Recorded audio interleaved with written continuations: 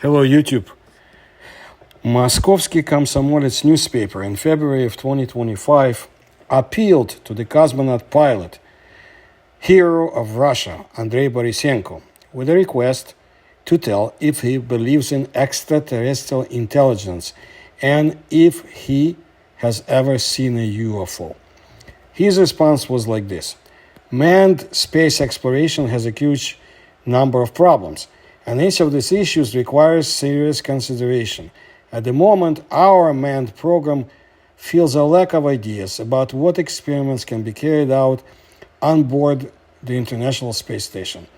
As my senior colleagues told me, when Sergei Korolev was preparing to launch the first satellite, he wrote to the Academy of Sciences asking what experiments could be carried out on board manned spacecraft. About 80 such experiments were presented, and I have a feeling that unfortunately the list that was compiled then remains today.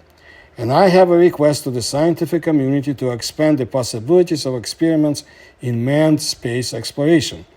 As for extraterrestrial intelligence, as a person raised on science fiction, I would like to emphasize Sergei Pavlov and Stanislav Lem.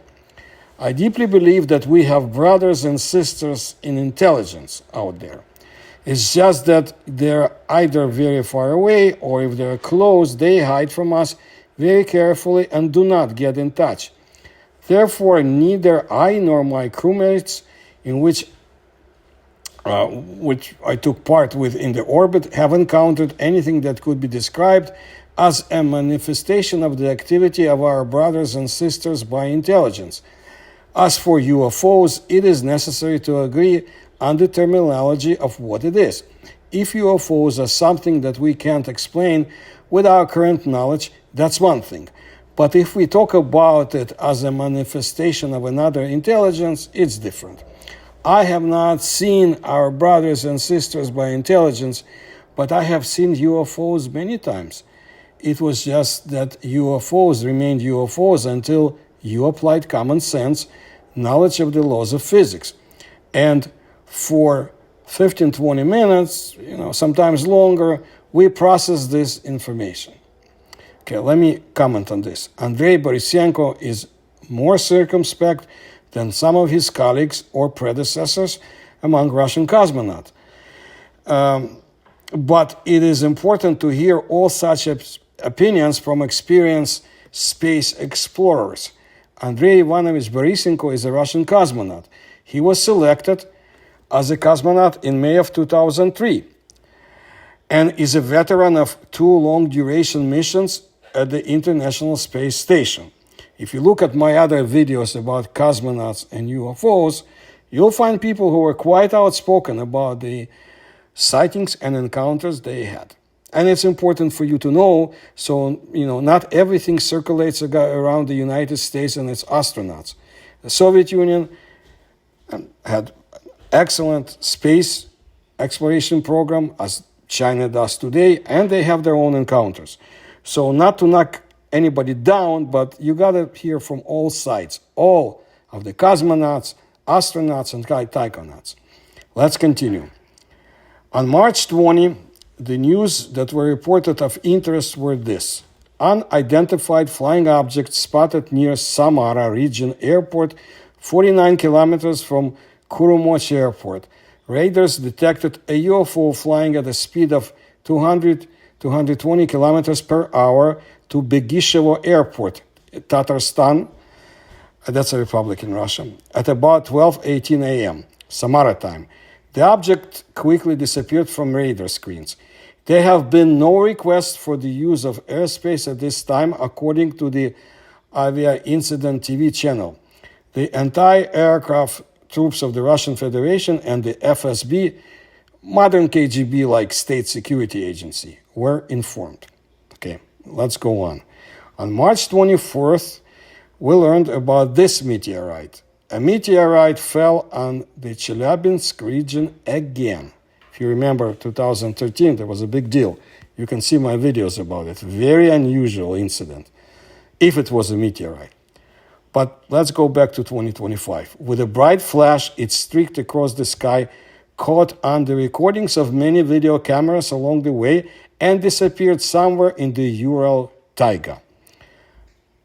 See, it's just like in 2013, but without the broken windows all over Chelyabinsk. It all happened on the morning of March 24 at about 4:30 local time. Spectacular footage of the fall was published by the owners of the online cameras watching the night sky. Integrated into the Star Visor network, it was recorded by the cameras of our project installed in the Rebitsky district of the Sverdlovsk region, in Ostrolensky and Korkin of the Chelyabinsk area. The authors of the Star Visor projects reported. Now scientists from the Ural Federal University who previously studied the Chelyabinsk meteorite are going to study the fallen meteorite. But they call it differently. The bolide that fell in the morning is not bad. We need to carefully look at its speed now, explained Viktor Grachovsky, researcher of the Chelyabinsk meteorite, professor at the Ural Federal University. There is a scheme that was developed by one of the employees of my laboratory. According to the ratio of physical parameters in the atmosphere, you can tell whether there is a chance that something has reached the Earth or not. If the meteorite did not burn out completely during a bright flash in the sky, then you can find it. But it is necessary that all the eyewitnesses who were lucky enough to record the fall made their videos public. Then the researchers will be able to plot the trajectory of the fall, leave and just drive around the area and interview the witnesses for a long time. Therefore, it is important that people who happen to be near the crash site make their records public. These are residents of the area of the junction of Kamenets-Uralsky, Kurgan, and probably Tyumeny, added Viktor Grachovsky. The bolide is interesting. We'll keep an eye on it. Now, there are good methods for calculating the trajectory of a fall. There are also programs that allow you to more accurately predict the crash site from good video recordings. If we manage to locate the crash site, we may go to it. By the way, the meteorite may have burst into the sky like a large and bright fireball, but the Chelyabinsk meteorite is still not the same. It's weaker, of course. It cannot be compared with Chelyabinsk meteorite. I think it was about a meter in diameter, maybe a little more. Now we need to conduct an analysis to understand it, said that scientist Viktor Grachovsky. But the Chelyabinsk had a 440 kiloton explosion during the fall. According to NASA estimates, it's like 20 Hiroshimas. Its original size was about 19 meters. After the fall, scientists found the largest meteorite fragment weighing 505 kilograms at the bottom of Lake Chebarkul. That's what I wanted to let you know today. If you like my research, please kindly support me through the links you find in the description to this video. Please tell others, and thank you.